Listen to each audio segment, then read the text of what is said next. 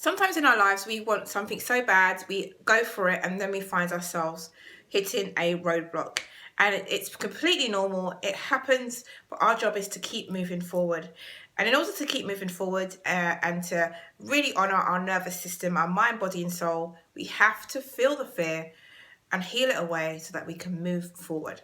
So welcome to the Success Principle series and my channel, S.H.E Can, which is all about shifting, healing, expanding. And in this series, we're talking about how you can get from where you are to where you want to be in your business using the framework and foundation of the Success Principle.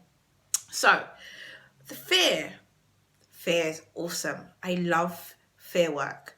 I say fear work because here's the deal. Growth happens when we overcome our fears. Growth happens when we overcome our fears. There's so many things that we are unconsciously aware of that are stopping us from moving forward. And in order for us to truly grow and give more of ourselves to the world, we have to learn to really heal those things that are stopping us from truly being our authentic, full version, but ourselves. And that can only happen when we're taking each step forward every day and finding out the things that are stopping us from moving forward. And once we know where those things are, we can identify them, break those vows, contracts, crush, crumble, and destroy all those beliefs and move forward to the next level. So it's exciting work. It's peaceful work as well, because nobody knows better than you, right? How much anxiety and stress some of these fears cause you when you don't deal with them.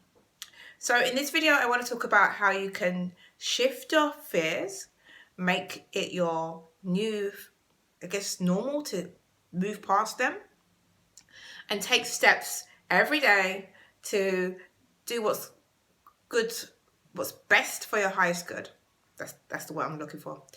So what is a fear, right? So false evidence appearing real. There's lots of ways you can use fear as an acronym, right? The point is, it's whatever is stopping you from really moving forward.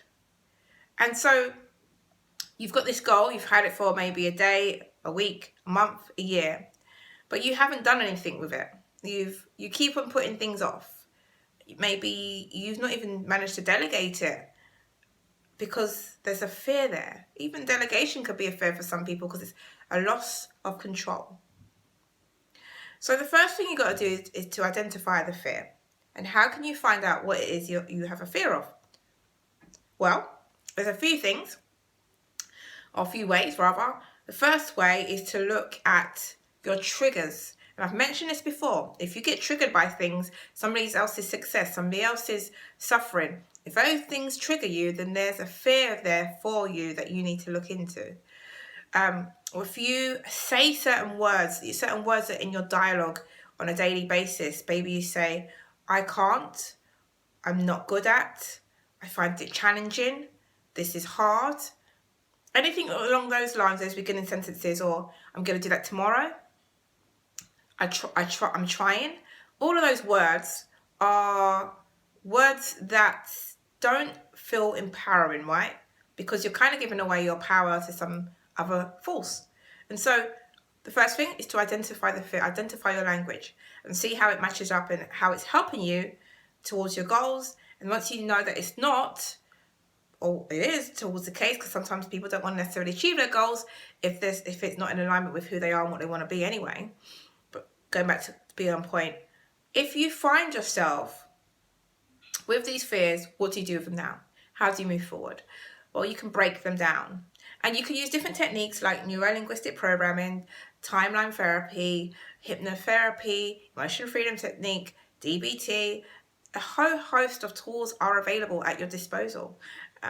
It's just about tapping into ones that will work for you.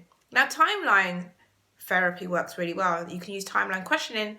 That's going to be helpful because what you're doing is you're going along the timeline of when you first got that belief and then going back and changing the energy and the story around that. So it sounds like a simple thing, but what I kind of want you to understand is it has to be done in a particular way in order for it to be effective. And so that's what I teach in things like Unapologetically Visible, because I know that these things work. I mean, people can be like that and with hypnotherapy and timeline therapy, because they literally have shifted the feeling of thought and memory towards that particular thing. So how can you do it today without going into those modalities? Well, it might be a longer process, and it's about journaling some of the stories and actually seeing the truth in it and breaking down and then looking for evidence that shows contrary to what that belief says. So, for example, I'm not good at public speaking. So you look for actual evidence that kind of rejects that idea and makes that much more of a nonsense. Gives you much more internal validation and allows you to then, from that place, be more empowered, because you're looking at the fear and the idea and the belief head on and you're breaking it down. And then obviously you then go about, you can measure how much of that belief is true to you by a number, and then you can do some tapping on your meridian points to reduce that trigger, that belief, that fear. And so if that comes up again, if the same number is there, it's kind of like there's another undercover belief or thought that might be under that you might need to look at as well. So there's many things you can do, and I've done EFT videos before on a different channel, but I will post them and upload them here so you can check them out as well.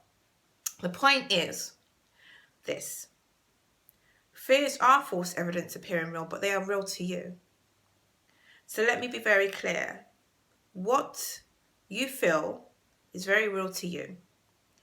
The first part of moving past fear is acceptance, personal acceptance before personal development, because then you know where you're at. And the second part is then saying, how am I going to shift, heal, and expand so that this doesn't keep me in shackles for the rest of my life? Now, if you go and read the success principles, there'll be other ways that you can look at fear. There'll be other techniques that are used as well. Obviously, there's going to be links below this video that gives you some indication of what I can do to help you through this too. You can do it the long way, you can do it the short way. Either way, it's your choice. People, this is it. This is based on choices. This is based on what you want to hold on to. Because maybe that story's serving you at some capacity, because that's one of the questions, in fact. How has this served you for so long? How has this helped you?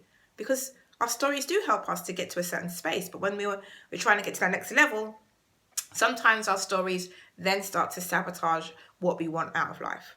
So it's just shifting to a new beneficial story that's going to help you to move forward.